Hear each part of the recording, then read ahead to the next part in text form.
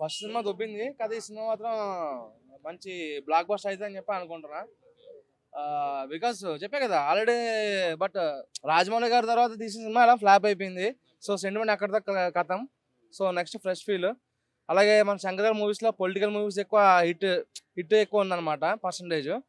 So cinema అయితే మంచి hit అవుతుందని చెప్పి అనుకుంటున్నా. సో ఫ్యామిలీ మొత్తం వెంకటేష్ గారు, మాస్ మొత్తం బాలయ్య బాబు గారు, కంటెంట్ మొత్తం రామ్ చరణ్ గారు. సో బాలయ్య బాబు గారు లుక్ ఇప్పుడు దాకా చూసిన సినిమాలతో పోల్చుకుంటే ఈ సినిమాలో కొంచెం లుక్ డిఫరెంట్గా అనిపించింది.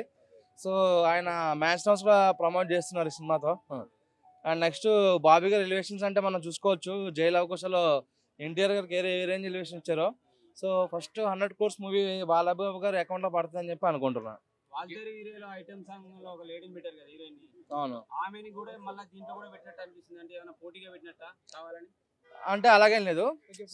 ఇప్పుడు సంక్రాంతి హీరో ఎవరని అంటే కనుక ఎప్పుడు బాలయ్య బాబు గారు అంటారు. మనం చూసుకుంటే సమర్ రెడ్డి కానీ అంత ముందు వచ్చిన మూవీస్లో కూడా బాలయ్య బాబు గారికి హిట్ పర్సంటేజ్ ఎక్కువ ఉంది. సో ఆమెనే పెట్టచ్చు ఐటమ్ సాంగ్ కింద. ఆల్రెడీ సాంగ్ కూడా ఒకటి మనం విన్నాం, చాలా బాగుంది. సో అనిల్ రావుపూర్ గారి తర్వాత ఈ మూవీ రిలీజ్ అవుతుంది, బాగుంటుందని చెప్పి అనుకుంటున్నాను. 3 హిట్ అవుతాయి, కాకపోతే బాలయ్యబాబు గారిది ఫస్ట్ ప్లేస్ ఉంటుంది అనుకుంటున్నా.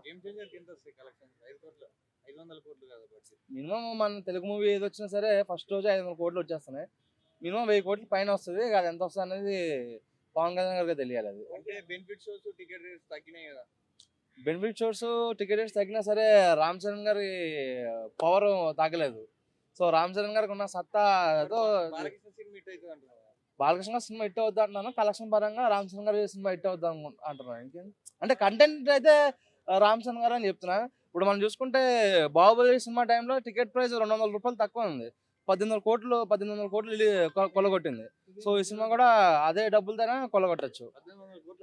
1800 కోట్లు రావు, బట్ 1000 crores ప్లస్ అవుతుంది. ఎందుకంటే రామ్ చరణ్ గారు స్టామినా, శంకర్ గారి డైరెక్షన్, దిల్ రాజు గారి ప్రొడక్షన్. సో దిల్ రాజు గారు ఒక సినిమా టేక్ ఓవర్ చేస్తున్నారంటే ఒకటికి 100 సార్లు ఆలోచించి చేస్తారు.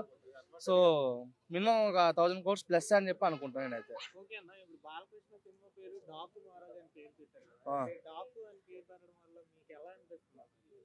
డాకు అంటే అది వేరే లాంగ్వేజ్ లో అదొక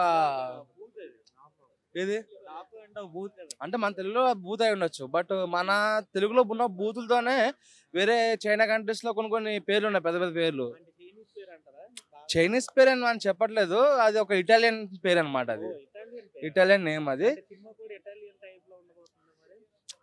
ఇప్పుడు పేరు ఇటాలియన్ ఉందని చెప్పి లోపల అందరూ యాక్టర్స్ ఇటాలియన్ కాదు కదా. సో పేరు ఇటాలియన్, జస్ట్ అదొక మీకు అది సినిమా చూస్తే తెలుస్తుంది. అది నేను రివీల్ చేసేసాను అనుకోండి, మీకు సినిమా చూసి ఫీల్ పోతుంది. ప్రమోషన్స్ యాక్టివ్ అంటే ముందు అనిల్ రావుపూడి గారు అంటే ప్రమోషన్స్ కి పెట్టిన పేరు. సెకండ్ థింగ్ వచ్చేసి సాంగ్స్ బాగా హిట్ అవ్వడం జరిగినాయి అనమాట.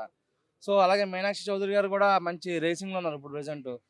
మనం చూసుకుంటే లక్కీ భాస్కర్, ఇంకా నెక్స్ట్ వచ్చిన 2వ మూవీ కూడా మంచి హిట్ అయింది. సో దానివల్ల మంచి ప్రమోషన్స్ ఉన్నాయి.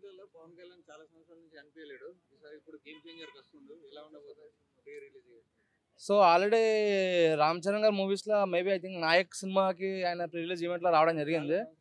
సో ఆయన ఎప్పుడు లెక్క పెడితే సినిమా బ్లాక్ బస్టర్. రంగస్థలం కూడా మేబీ ఆయన వచ్చినట్టున్నారు. సో సినిమా తిరగలేదు. సో ఇప్పుడు ఒక సెలబ్రిటీగా కాకుండా ఒక డిప్యూటీ సీఎంగా రాబోతున్నారు కాబట్టి సో ఇంకా మంచి సినిమాకి మంచి వింటేజ్ వస్తుందని చెప్పి అనుకుంటున్నా. అంటే కొంతమంది రామ్ చరణ్ గారికి పవన్ కళ్యాణ్ గొడవలు ఉన్నాయి, అల్లు అర్జున్ గారికి పవన్ కళ్యాణ్ గొడవలు ఉన్నాయి కదా. సో ఆయన రావడం వల్ల అన్నింటికి ఫుల్ స్టాప్ పెట్టేస్తారు. ఇక అల్లు అర్జున్ గారి టాపిక్ కానీ రామ్ చరణ్ గారి టాపిక్ కానీ ఒక ఫుల్ స్టాప్ అనేది దొరుకుతుంది మనకి.